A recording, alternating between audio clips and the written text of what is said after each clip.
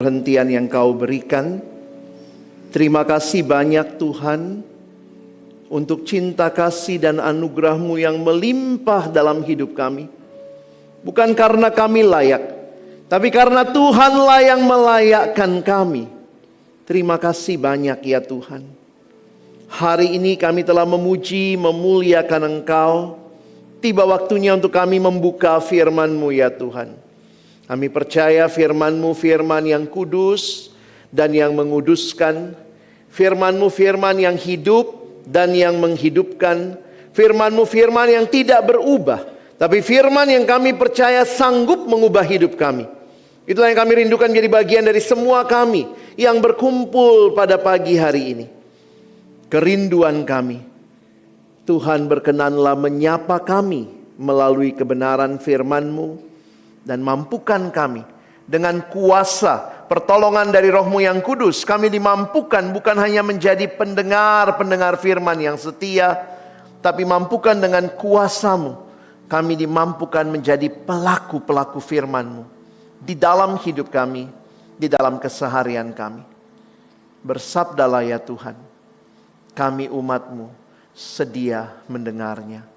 Dalam satu nama yang kudus, nama yang berkuasa, nama Tuhan kami Yesus Kristus, Sang Firman yang hidup, kami menyerahkan pemberitaan firman-Mu. Amin. Silakan duduk. Shalom. Selamat hari Minggu Bapak Ibu Saudara yang dikasihi Tuhan. Kita bersyukur kesempatan ibadah biarlah bukan hanya kebiasaan rutin kita setiap minggu, tapi biarlah kita mengalami perjumpaan dengan Tuhan setiap kali di dalam ibadah-ibadah kita. Di penghujung bulan ini bulan keluarga, saudara banyak mendengar khotbah tentang keluarga. Minggu yang lalu kita sudah mendengar bagaimana warisan yang paling utama adalah iman dalam Kristus. Dan hari ini kita akan menutup bulan keluarga ini dengan melihat no perfect family. Tidak ada keluarga yang sempurna. Saudara, saya tidak tahu bagaimana saudara memaknai hal ini. Tapi biasanya kalau saya datang ke rumah orang, lalu kemudian bertamu begitu ya, biasanya akan lihat ada foto keluarga. Ya. Foto keluarga yang semuanya senyum, bajunya bagus, dengan seluruh ekspresi yang sukacita biasanya. Tetapi apakah itu keseharian keluarga kita? Nah, itu yang kita perlu sama-sama sadari. Tidak ada keluarga yang sempurna. Kalau sampai saudara ketemu keluarga yang sempurna, tolong kasih tahu, saya juga mau daftar. Ya? Atau kalau sampai saudara ketemu ada satu keluarga yang sempurna, wah ini luar biasa, ini keluarga sempurna sekali, maka begitu saudara join keluarga itu, saudara daftar, saya mau masuk keluarga itu. Begitu saudara daftar keluarga itu, langsung jadi keluarga nggak sempurna. Saudara tahu gara-gara siapa toh? Nah, itu realitanya. Karena kita tidak sempurna, kita tidak bisa menuntut kesempurnaan, tetapi Tuhan memberikan harapan bagi kita. Itulah yang disampaikan di dalam firman Tuhan pagi ini. Kita akan buka sama-sama kitab Kolose pasal 3 ayat yang ke-12 sampai ayat yang ke-14. Mari kita akan baca bagian ini bergantian. Yang laki-laki baca ayat 12, yang perempuan baca ayat 13, kita sama-sama ayat 14. Oke? Mari kita membaca bergantian, laki-laki lebih dulu karena kami dicipta lebih dulu. Begitu ya? Jadi baik, kita akan lihat sama-sama. Mari yang pria mulai membaca ayat yang ke-12. 1, 2, iya. Karena itu sebagai orang-orang pilihan Allah yang dikuduskan dan dikasihinya, kenakanlah belas kasihan, kemurahan, kerendahan hati, kelemah lembutan, dan kesabaran.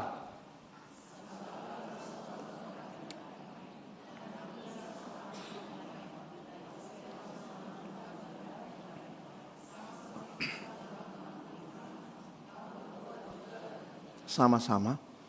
Dan di atas semuanya itu, kenakanlah kasih sebagai pengikat yang mempersatukan dan menyempurnakan. Sedemikian jauh pembacaan firman Tuhan. Berbahagialah kita bukan hanya membacanya, tapi juga merenungkannya, melakukannya dalam hidup kita, dan bahkan membagikannya. Saudara yang dikasihi Tuhan, Allah memulai dunia ini di dalam sebuah keluarga. Jadi kalau kita perhatikan, awalnya ada sebuah keluarga yang Tuhan hadirkan. Adam dan Hawa. Tetapi juga kalau kita melihat bagaimana dosa masuk ke dalam dunia ini mempengaruhi keluarga. Dan bagaimana keluarga yang rusak, kita melihat suami menyalahkan istri. Dan ini menjadi bagian yang mengerikan kalau saudara lihat sampai Kejadian pasal 4 mencatat seorang kokoh tega bunuh adiknya sendiri. Apakah ada pengharapan bagi keluarga? Karena keluarga ini membentuk komunitas, masyarakat. Masyarakat membentuk negara. Negara membentuk dunia. Dan kalau kita lihat betapa mengerikannya kehancuran itu, maka pertanyaannya, apakah ada harapan bagi keluarga? Ada. Kristus datang ke dalam dunia dan hadir di dalam keluarga. Kristus hadir di dalam keluarga yang sederhana. Dalam keluarga itu terjadi pemulihan ketika Kristus hadir di dalamnya. Dan inilah yang menjadi harapan bagi kita, bahwa ada pemulihan bagi keluarga kita yang berfokus kepada Kristus. Sambil kita menanti kedatangan Kristus kedua kali, yang akan menggenapkan seluruh cerita kehidupan, termasuk cerita keluarga, di mana tidak ada lagi air mata, tidak ada lagi duka, dan keluarga yang sejati, yang sempurna, yang Tuhan akan berikan. Tetapi sekarang ini kita sudah terima Yesus, kita di dalam Dia, tapi kita hidup dalam keluarga yang tidak sempurna sampai nanti kita ketemu Tuhan Yesus. Nah, jadi pertanyaannya begini Bapak Ibu Saudara. Kalau kita sekarang di dalam keluarga kita yang tidak sempurna itu, bagaimana? Ya, bagaimana kita bisa hidup sebagai orang percaya? Ini pertanyaan yang saya rindu kita jawab pagi ini. Bagaimana sebagai orang percaya kita hidup di tengah relasi keluarga yang tidak sempurna? Firman Tuhan yang kita baca hari ini memberikan nasihat bagi kita. Ada 3 hal yang saya rindu kita pikirkan sama-sama. Karena apa? Kita kan sudah percaya. Keluarganya masih belum sempurna. Terus bagaimana kita hidup di tengah keluarga yang tidak sempurna ini? Maka yang pertama yang Paulus ingatkan bagi kita. Saudara perhatikan, kenakan karakter Kristus. Silakan buka Alkitab kita ya. Saya harap Alkitabnya tetap dibuka. Perhatikan ayat yang ke-12. Paulus mengingatkan orang percaya. Orang-orang percaya adalah orang-orang pilihan Allah yang dikuduskan dan dikasihinya. Kadang-kadang kita perlu ingat lagi identitas kita. Waktu saudara dan saya sudah terima Yesus, ada Roh Kudus diam di hati kita, maka ingat identitas kita. Kita adalah orang-orang pilihan Allah, orang-orang yang dikuduskannya, orang-orang yang dikasihinya. Kalau demikian, maka bagaimana kita menghidupi identitas itu? Perhatikan, karena identitas itu, setiap kita yang percaya dipanggil mengenakan karakter Kristus. Kata mengenakan yang dipakai itu gambaran seperti orang ganti baju, Bapak Ibu ya. Kenakanlah. Apa yang dikenakan? Belas kasihan, kemurahan, kerendahan hati, kelemah lembutan, dan juga kesabaran. Ini harusnya jadi respons kita. Dan semua hal ini itu digambarkan sebagai karakter Kristus.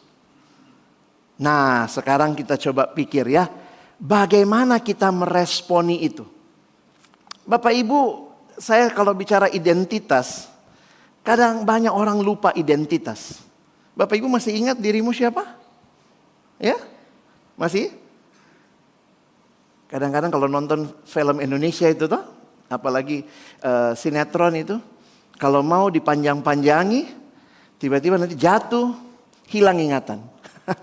Ya, sudah hilang ingatan nanti ditanya, aku siapa, saya siapa. Saya kadang pikir, kenapa aku enggak bawa KTP? Coba kalau dia bawa KTP toh, aku siapa, ini kawe. Di mana rumahmu tinggal, kasih ongkos Gojek pulang. Saudara yang dikasihi Tuhan, banyak orang Kristen lupa identitasnya. Kamu adalah orang-orang yang telah dipilih, dikasihi. Orang-orang yang Tuhan mau kamu menghidupi panggilan identitasmu itu. Bukan lagi merespon seperti manusia lama dengan apa yang dia miliki, yang dia mau. Tetapi meresponi seperti Kristus meresponi. Apakah dalam pergumulan keluarga? Memang di keluarga itu banyak tong kucok-kucok. Si kurang cocok toh. Tidak semuanya selalu sesuai dengan yang kita mau, betul? Ada keluarga yang sempurna sekali. Suaminya tidak pernah tersinggung, ada begitu. Pernah tersinggung, yang istri pernah koro-koroang. Belum lagi mertua pernah marah-marah. Anak sama orang tua juga ada saja relasi yang tidak semestinya. Kenapa? Karena inilah realita. Kita hidup dalam dunia yang sudah jatuh dalam dosa. Menanti kesempurnaan ada gesekan-gesekan. Dan waktu gesekan terjadi, bagaimana respon kita? Apakah ini respon kita?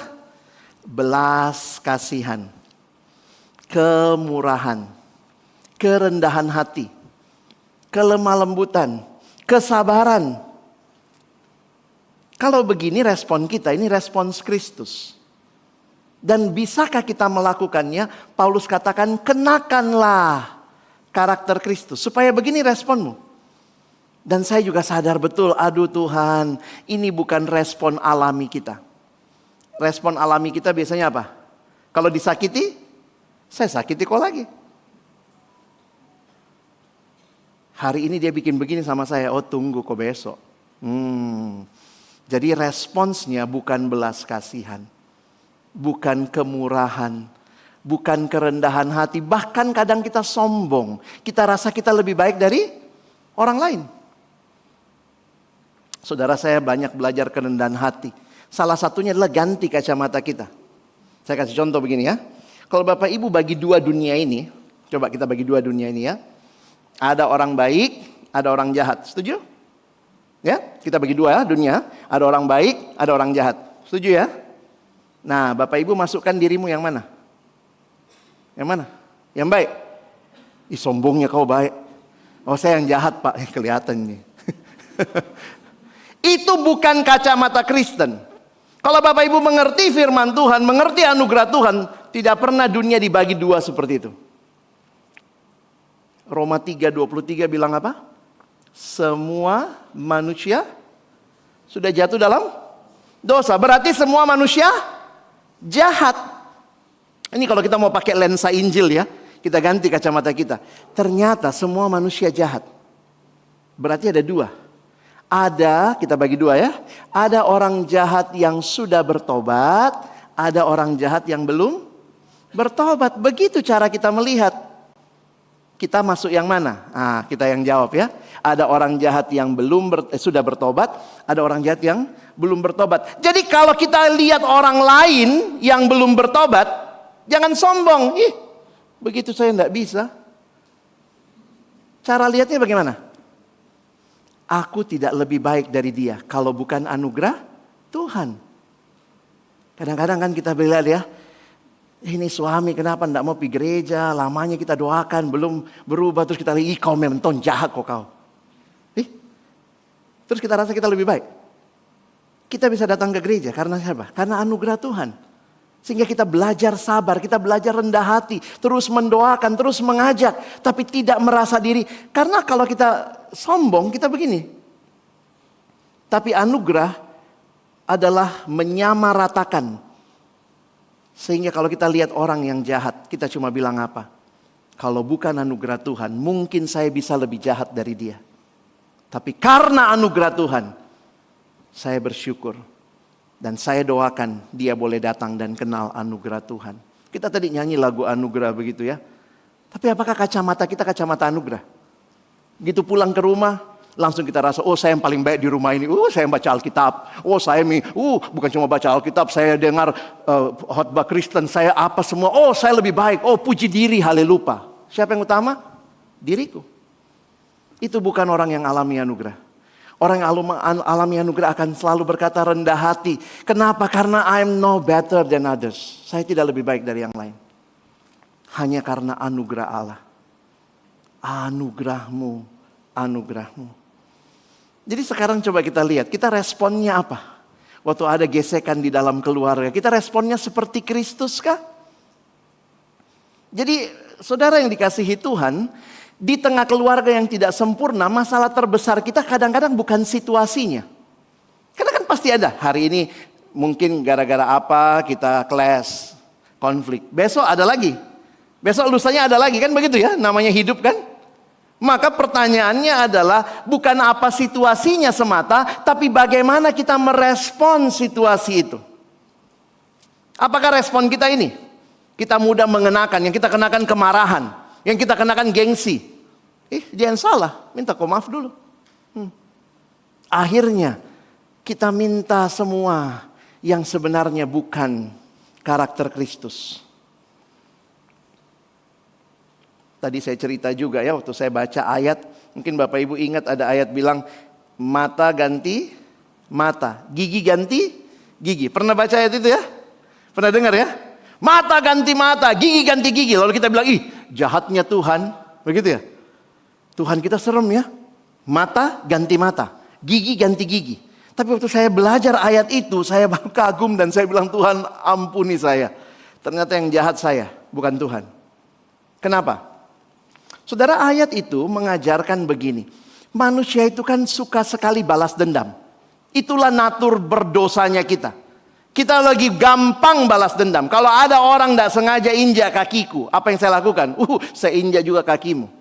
Tapi karena masalah kita suka balas dendam, saya mau injak kakimu, kaki mamamu, kaki papamu, kaki angkongmu, kaki amamu, pokoknya saya injak kau semua. Sama kepalamu, sama tanganmu, sama kakimu, saya kasih patah semua. Itu manusia.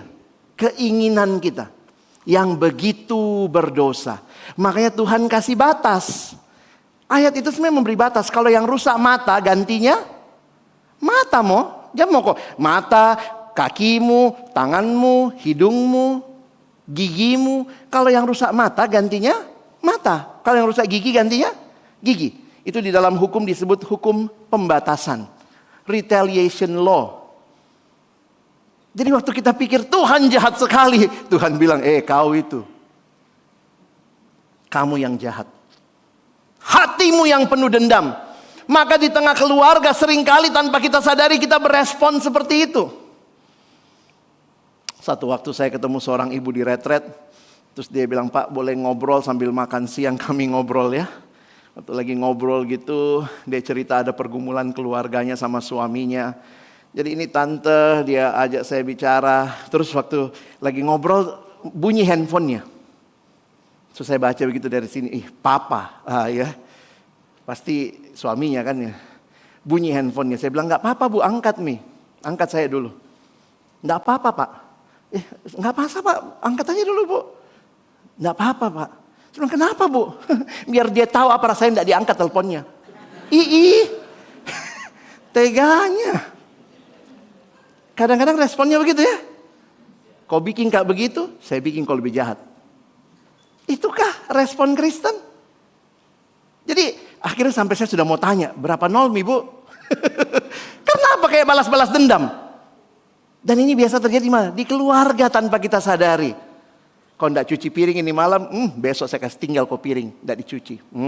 Biar kau rasa. Bapak Ibu Saudara, jangan-jangan kita merespon dengan kemarahan, dengan ingin balas dendam. Saya cuma mau ingatkan kita, keluarga yang sehat itu bukan keluarga tanpa konflik. Karena konflik akan selalu ada. Tetapi keluarga yang terus belajar menampilkan karakter Kristus dalam konflik. Dan kita mesti tanya lagi, saya meresponinya dengan karakter Kristus kah? Dan ini unik saudara ya. Karena keluarga yang kuat dibangun bukan oleh orang-orang yang sempurna, tetapi orang-orang yang setiap hari mengenakan karakter Kristus. Dan coba tanya lagi, respon kita bagaimana? Waktu saya kecil, saya lahir besar di Makassar sampai SMA. Jadi kenapa kenapa dia bisa logat? Bisa Ji, saya orang sini Ji. Waktu saya masih kecil, papa kerja, mama kerja. Dan ritual kami, saya sama Cece, kalau sore, karena mama kerja di apotik, kadang masuk sore sampai malam, papa pas ada kerja juga keluar. Jadi ritual kami ada ART di rumah, ada Fampo di rumah, lalu menariknya ART saya ini pacaran sama tukang beca. Jadi waktu saya masih kecil itu ritual sore saya sama cece saya adalah keliling kota Makassar naik becak gratis. Mereka pacaran, saya sama cece saya lihat-lihat kota, begitu ya. Jadi kan dulu kita masih naik beca gitu keliling-keliling kota. Dan apa yang terjadi? Saya sebagai anak balita yang masih di bawah 5 tahun waktu itu, saya banyak sekali menyerap kata-kata kotor dari tukang beca. Ya. Tiba-tiba kalau maki-maki begitu. Sehingga waktu saya bertumbuh, salah satu yang paling sulit saya kendalikan adalah mulut, karena dosa terbesar saya itu di mulut. Saya ingat mama saya pernah datang ke TK, saya di TK suster waktu itu, mama saya sampai bilang sama guru, "Ibu jangan lihat dia imut-imut begini ya, mulutnya amit-amit." Pernah satu kali saya dikasih lombok, dikasih lombok di sini, sampai saya bersumpah tidak mau makan cabai. Karena trauma ya, anak kecil dikasih lombok, karena apa? Saya maki-maki di rumah. Tapi kemudian pas SMA, saya bertobat karena lombok enak ternyata ya. Jadi makan lombok lagi ya. Tapi saudara, waktu saya terima Yesus, salah satu masalah yang saya harus atasi adalah kata-kata kotor. Kita tahu lah orang Makassar toh. Bahasanya kadang-kadang. Dan yang menarik adalah waktu saya bertobat terima Yesus, saya belajar mengendalikan lidah saya. Belajar untuk merespons kadang-kadang kalau marah, kalau tidak sesuai keinginan. Bagaimana saya merespons dengan karakter Kristus, bukan dengan hidup lama saya yang penuh dengan kata-kata yang menusuk dan menghancurkan orang lain. Nah, saya tidak tahu pergumulan Bapak Ibu, bagaimana kita merespons. Jangan juga berlindung di balik temperamen yang jahat. Kadang-kadang gitu ya. Saya memang capila Pak, mau apa? Mau kok kendalikan lidahmu. Kita tidak bisa berlindung di balik. Saya memang begini. Saya memang pemarah. Mau apa? Saudara, di dalam Kristus Tuhan memberikan kesabaran, kemurahan, kerendahan hati. Dan kiranya saudara mengalami itu. Keluarga saya nggak sempurna Pak. Kami sering cekcok. Tapi pertanyaan saya, waktu cekcok kamu ngapain? Oh, saya balas Pak. Pantas. Jangan kau cerita. Maka mari kita belajar. Pertama, mari kita kenakan Kristus. Yang kedua, firman Tuhan mengingatkan berikan pengampunan. Aduh Pak, yang pertama susah. Ini lebih susah. Mengampuni itu sulit. Bukan cuma sulit, bahasa Inggrisnya sulit. Gak gampang saudara ya. Coba lihat. Paulus berkata, sabarlah kamu seorang terhadap yang lain dan ampunilah seorang akan yang lain sama seperti Kristus telah mengampuni kamu. Kalimat Paulus ini menyiratkan dalam keluarga mungkin nggak konflik? Mungkin kan? Sabarlah seorang terhadap yang lain, ampunilah. Memang yang biasanya bikin sakit kita, yang bikin konflik itu, yang kita sampai rasa begitu rupa, orang yang jauh apa yang dekat? Yang biasa sakiti kita. Yang jauh apa yang dekat? Biasanya yang dekat toh. Saya tadi tanya ya, ada yang minggu lalu disakiti Donald Trump. Sudah satu dunia dia sakiti. Tapi pertanyaannya, siapa yang sakiti kita minggu lalu? Suami kita, istri kita, anak kita, menantu kita, mertua kita, teman kerja kita, orang yang dekat. Dan karena itulah kita perlu ingat, ini sabarlah, ampunilah, dan standarnya apa? Ini, sama seperti Tuhan telah mengampuni kamu. Kalimat ini menyiratkan saudara, dalam relasi akan ada luka, keluhan, dan kekecewaan. Itu tidak terhindarkan dalam relasi. Dan karena itulah kita dipanggil sebagai keluarga. Untuk apa? Untuk saling menanggung, saling mengampuni, mengikuti berdasarkan teladan Kristus. Jadi kadang memang jadi pertanyaan menarik bagi kita ya. Bagaimana kita saling mengampuni satu sama lain? Banyak keluarga terlihat rukun, apalagi di foto. Ya, kalau di foto itu wah hidup bersama dengan rukun. Tapi ternyata dalam hati masih menyimpan daftar kesalahan yang lama. Hati-hati. Bahkan bukan cuma daftar kesalahan, diturunkan lagi sama anak. Tidak ada yang pergi rumahnya ampekmu itu. Sakit kita dibikin dulu sama dia. Pokoknya ingat, tidak ada sincian, tidak ada yang pergi ke sana ya. Kalau pergi bukan anakku. Diturunkan itu. Tapi ada yang bilang memang itu ya, yang bikin film kungfu, film silat panjang apa? Dendam ya. Coba kalau tidak ada dendam, tidak panjang itu film kungfu dulu ya. Kalau kita sewa-sewa kaset itu bayangkan kalau begitu baru seri 1. Apa kok? Kristen kok juga ya. Oke, dalam Yesus kita bersaudara, satu seri habis. Tapi yang bikin dendam itu. Tapi akhirnya kita ikuti itu.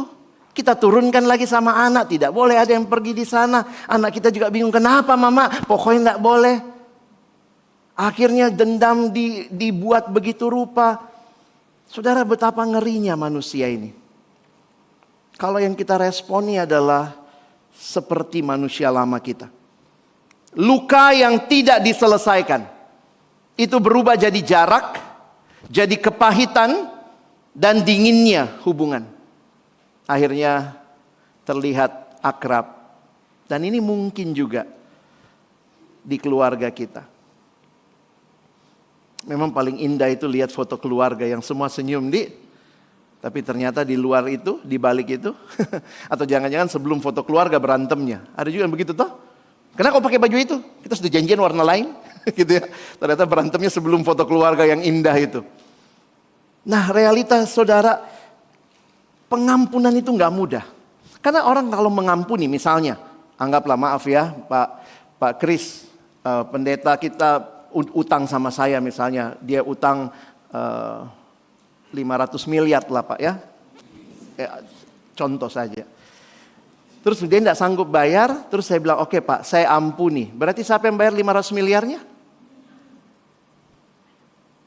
Orang yang mengampuni berarti menanggungkan itu pada dirinya. Memang gak mudah mengampuni. Ya, coba saudara lihat sebentar. Pengampunan memang tidak menghapus kenyataan luka. Tetapi mengampuni itu berarti melepaskan hak untuk membalas. Dan menerima konsekuensinya dan menyerahkan Tuhan, biarlah keadilanmu yang terjadi. Jadi memang untuk mengampuni saudara, kita butuh anugerah Tuhan. Makanya tadi Paulus bilang, ampunilah seorang akan yang lain apabila yang seorang menaruh dendam terhadap yang lain. Sama seperti Kristus telah mengampuni kamu. Mari kita belajar mengampuni. Kadang-kadang gak mudah memang Bapak Ibu ya. Tapi bagaimana inspirasinya, lihat lagi ke salib. Di salib itu Kristus mengampuni kita. Luar biasa. Makanya kalau kita doa Bapa kami ya, banyak yang cuma suka bagian depannya ya. Ampunilah kami akan kesalahan kami. Bagian belakangnya kan. Seperti kami juga mengampuni orang yang bersalah kepada kami. Tapi kita sebutkan gak itu? Kalau kita sebutkan, kita lakukan gak itu? Jangan-jangan nyebut pun enggak. Ampunilah kami Tuhan, pokoknya Tuhan ampuni saya. Ampunilah kami akan kesalahan kami seperti kami juga. Bagian itu Tuhan maaf. Satu waktu ada satu tante. Ini banyak saya pengalaman tante-tante ya. Ada satu tante datang juga di retret. Terus kemudian dia bilang, Pak boleh kita bicara? Oh boleh tante. Tantenya Kristen sekali penampilannya ya. Cantik rambutnya, baru dia pakai kalung salib kecil di sini. Terus waktu kami sudah berdua gitu, ya kami di ruang makannya, saya di pojok gitu. Ya tante, dia bilang gini, Pak, saya ini orang baik. Ih, baru mulai sharing sudah, Pak saya ini orang baik dalam hati saya. Kalau sudah orang baik, mari kita tutup doa tante. Apa yang mau dibicarakan, baik aja tante. Gitu ya. Tiba-tiba dia bilang begini, saya ini orang baik Pak. Tapi saya ini lagi alami pergumulan. Pergumulannya singkat cerita, dia ditipu sama teman kongsi dagangnya. Mereka dagang sama-sama kongsi, lalu temannya tipu dia. Terus dia bilang begini, aduh Pak, saya itu orangnya baik Pak. Kalau orang baik sama saya bisa lebih baik sama dia. Tapi kalau orang jahat sama saya Pak, saya bisa lebih jahat sama dia. Muncul kitanduknya. Terus kemudian dia ngobrol, jadi ternyata temannya itu datang minta maaf sama dia. Dia bilang, aduh Pak, enggak bisa saya Pak. Kalau gitu ya tante. Saya itu percaya sekali sama orang Pak. Saya pokoknya percaya sekali sama orang. Tapi sekali saya dikhianati Pak, enggak bisa Kak. Oh gitu ya. Terus dia tanya, bagaimana menurut Bapak? Hamba Tuhan ditanya, ampuni ya. Tapi Pak, dia begini, bagaimana menurut Bapak? Ampuni Bu. Tapi Pak, banyak sekali alasannya. Dia bilang, Bu, belajarlah mengampuni.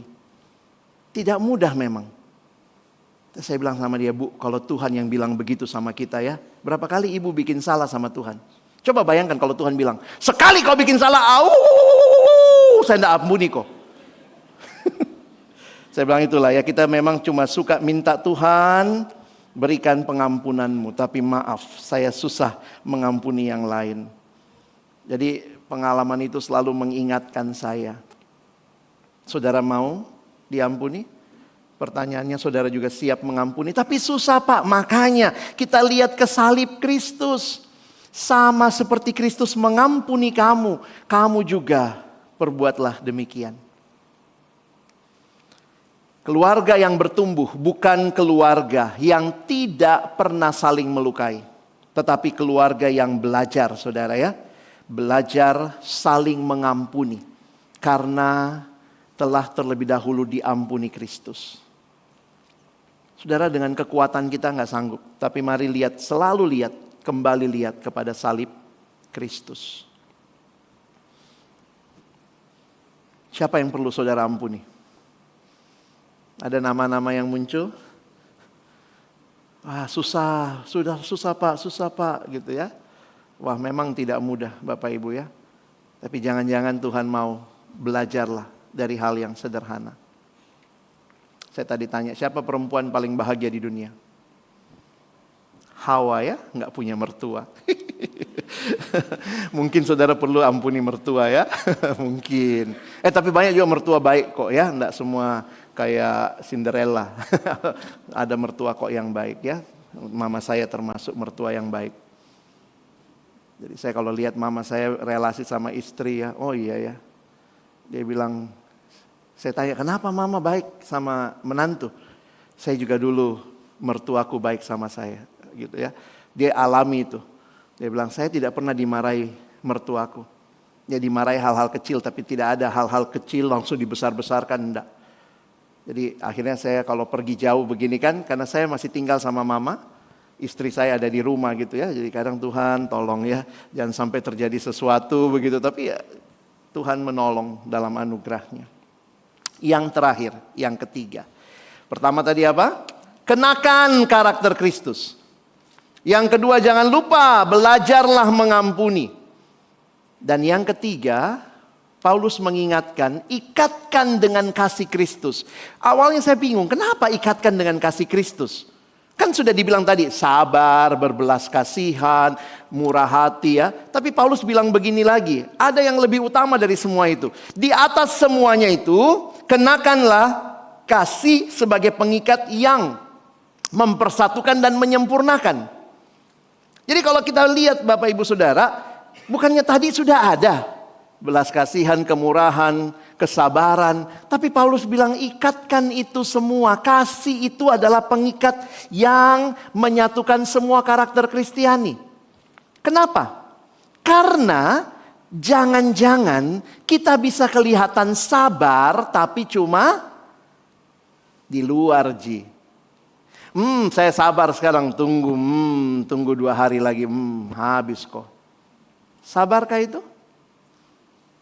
Kalau tidak ada kasih, kerendahan hati bisa jadi semacam tutup. Oh ya, enggak apa-apa Ji. Dalam hati, mampus kok, pulang kok, celaka kok. Kelihatannya rendah hati. Maka kasih menjadi pengikat yang mempersatukan. Dan di mana saudara dan saya belajar kasih? Kasih terbesar saudara lihat di kayu salib. Saya makin belajar, kasih itu arahnya kemana? Kasih itu arahnya kemana? Ke dalam apa keluar? Kasih yang sejati arahnya selalu keluar. Makanya katanya bahasa Indonesia itu paling gampang menjelaskan kasih. Apa itu kasih? Kasih, ya kasih. Apa itu kasih? Kasih ya kasih. Love is giving. Love is not taking. If love is taking, that is not love. That is rampoking. Banyak orang kelihatannya mengasihi, tapi ada udang di balik bakwan. Oh, saya pura-pura rendah hati supaya kalau saudara memang mau rendah hati, biarlah kasih itu keluar rendah hati karena orang itu, bukan karena apa yang saudara mau. Mengampuni juga begitu. Ramah juga begitu. Jadi bukan sesuatu yang kita mau untuk diri kita, tetapi keluar dari diri kita. Itu kasih. Dan di mana saudara dan saya belajar kasih itu? Di kayu salib. Saya kalau ingat ya, belajar kasih itu, makanya katanya yang paling dekat sama kasihnya Tuhan itu kasihnya mama ya. Katanya begitu orang tua ya. Makanya ada lagu ya kan? Kasih ibu kepada beta tak terhingga sepanjang masa. Apa itu kasih? Hanya memberi, tak harap kwitansi. Banyak tahu mama kwitansi sekarang toh? Cepat kok besar nah, uang susumu itu dulu. Ajak mama jalan luar negeri, cepat besar. Itu mama-mama kwitansi ya. Sebenarnya lagu itu bukan buat manusia kalau saya lihat-lihat ya. Ini lagu untuk Tuhan. Kasih Allah kepada saya tak terhingga sepanjang masa. Apa itu kasih? Hanya memberi, tak harap kembali. Karena ini lagu anak-anak, penciptanya harus cari ilustrasi yang paling menggambarkan kasih yang terus memberi. Bagai sang surya menyinari dunia. Sang surya tidak menyinari demi dirinya, tapi demi kita. Kita tidak ada matahari, tidak pernah bilang, tidak mandi kau besok tidak terbit kak. Pokoknya kau mandi tidak mandi hanya memberi. Begitu kira-kira ya. Disitulah kita jadi mengerti kasih. Bayangkan kalau kerendahan hati tidak dalam dasar kasih. Kemurahan tidak dalam dasar kasih. Makanya kalau sudah perhatikan, tanpa kasih, kesabaran, kemurahan hati, pengampunan hanya jadi tindakan lahiriah yang kehilangan makna. Karena apa? Saya pura-pura Ji, ampuni kau, besok saya balas kau lebih. Tapi kalau kita punya kasih, dan kasih itu bersumber dari Kalvari, kita akan dimampukan terus memberi. Karena banyak orang tidak bisa mengasihi karena banyak ikatan. Ya. Kadang-kadang kan orang Tionghoa gitu ya, ada ikatan sama ekonomi. Sudah kita mengalah mau saja. Masih dia bosku di kantor. Sudah Jadi ternyata kita tidak pernah belajar mengampuni. Kita cuma tutupi saja. Karena ada apa? Ini ada ikatan kepentingan tradisi, ekonomi, sekedar kewajiban. Tapi semua ikatan itu tidak akan kuat. Pada waktu badai datang biasanya terbukti. Maka kenapa kita orang Kristen bisa lakukan itu? Ingat kasih Tuhan. Hanya kasih Kristus yang mampu mempersatukan orang-orang yang berbeda. Hanya kasih Kristus yang mampu menyembuhkan yang terluka. Dan hanya kasih Kristus yang mempertahankan relasi dalam proses pertumbuhan. Bayangkan kalau di keluarga kita semua mengarah kepada kasih Kristus, kita akan bisa saling mengasihi. Kasih Kristus membuat keluarga yang tidak sempurna tetap dipersatukan. Mari kita simpulkan firman Tuhan hari ini. Bagaimana orang percaya hidup di tengah relasi keluarga yang tidak sempurna? 3 hal tadi ya. Kenakan karakter Kristus, berikan pengampunan Kristus, dan biarkan kasih Kristus mengikat keluarga kita. Jangan tunggu keluarga kita sempurna dulu, tidak. Tetapi kehadiran saudara dan saya di dalam keluarga. Bagaimana ini mungkin, Pak? Sulit. Tuhan bilang Dia utus Roh-Nya yang kudus. Beberapa waktu lalu kita rayakan Pentakosta ya. Ada yang bilang, kadang-kadang gereja Tuhan gitu ya, saling menuding. Gerejamu kurang Roh Kudus. Terus ada yang bilang, daripada kau kebanyakan.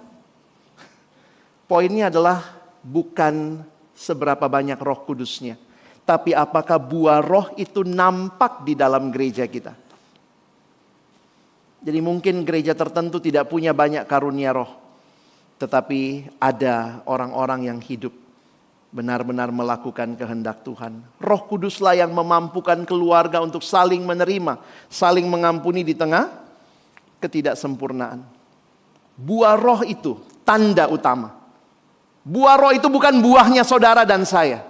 Buahnya Alex ini dendam, benci. Tapi kalau Roh Kudus diam di hati saya, maka Roh Kudus itu akan menghasilkan buah, yaitu sabar, lemah lembut, kasih. Itulah buah roh. Dan saya yakin ketika keluarga bersandar pada Kristus, terinspirasi terus dari salib Kristus, kita akan alami bukan kesempurnaan, tetapi penyempurnaan yang Tuhan sedang kerjakan dalam hidup kita. Slide terakhir ini, no perfect family. Tidak ada keluarga yang sempurna, tapi kita bersyukur.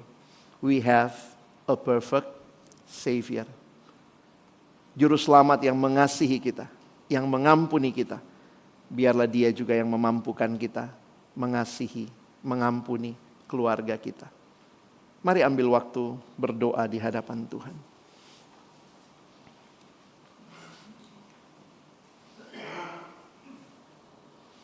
Mari sama-sama kita tunduk kepala. Sebelum saya menutup dalam doa, jika ada bagian-bagian firman Tuhan yang hari ini Tuhan teguhkan lagi bagi saudara, Tuhan ingatkan bagi saudara, mari datang berdoa secara pribadi di dalam hati saudara. Mungkin saudara katakan, Tuhan tolong aku mengenakan karakter-Mu. Tuhan tolong aku belajar mengampuni. Tuhan ikatkan aku dengan kasih yang tulus. Silakan saudara ambil waktu 1-2 menit ini. Berdoa secara pribadi